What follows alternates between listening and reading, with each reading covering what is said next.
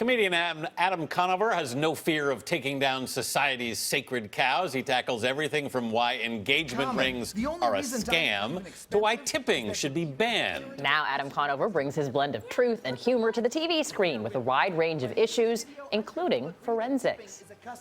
The no two fingerprints are alike cliche isn't science. It's just something one guy said in 1892. My name is Sir Francis Galton. I postulate the chances of two specific individuals having the same fingerprint is very teeny tiny. Well, he sounds very respectable. I also invented eugenics. Oh, God, get him out of here. Today, Galton's hunch is common wisdom, and everyone assumes that fingerprint evidence is infallible, but it's not.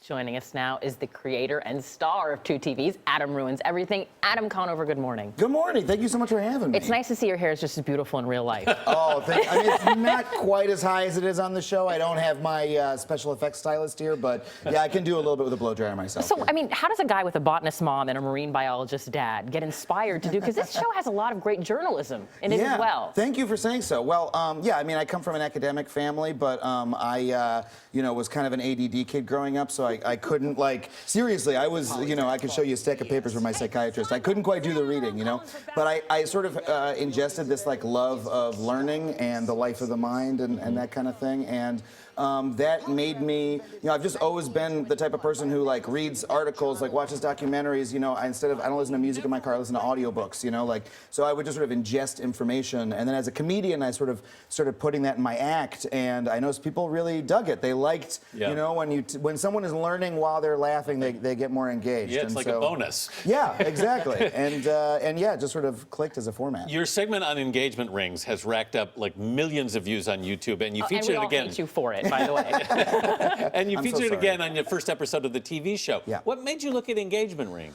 Honestly, it was like a fact that I had read years ago that when I was, you know, writing, you know, some stand-up popped into my head as this, like, ridiculous, you know, scam that we don't know about. That it's such a shocking fact that this tradition that we think of as being a bedrock part of the American romance tradition, I don't know,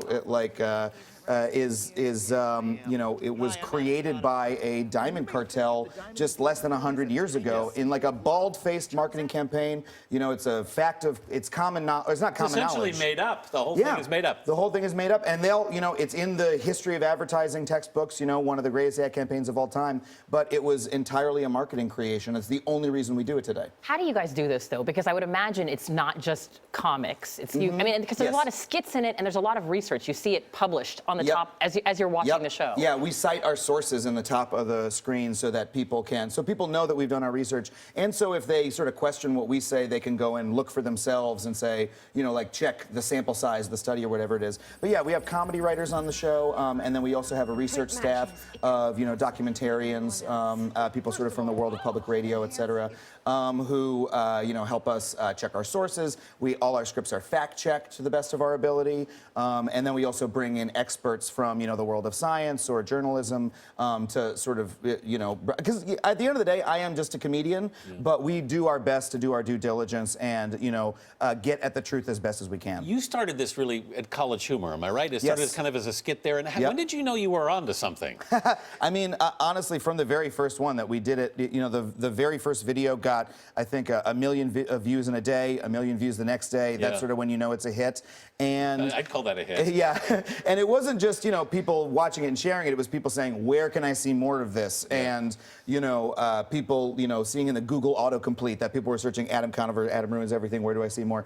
So, yeah, that was how we knew. But how do you guys actually pick the topics? Because it's so varied, the range that you guys cover. Yeah, well, it's honestly, we've got about, you know, 8 to 10 smart people in the room, and it's them pitching, hey, I read about this, I saw this, I saw, you know, hey, I saw this Frontline documentary, I read this Atlantic article, and, you know, us sort of putting it together that way.